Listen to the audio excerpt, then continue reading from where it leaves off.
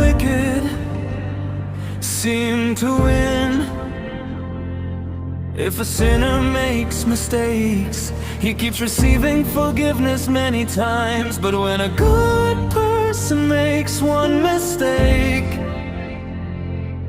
he may not be forgiven even once. What kind of world is this?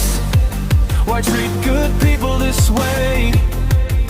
People constantly speak with jealousy, defending and supporting the wicked, just to turn black into white, while the innocent are left with no escape. They speak and claim to be righteous, yet true justice is never found, because money and power decide the winners.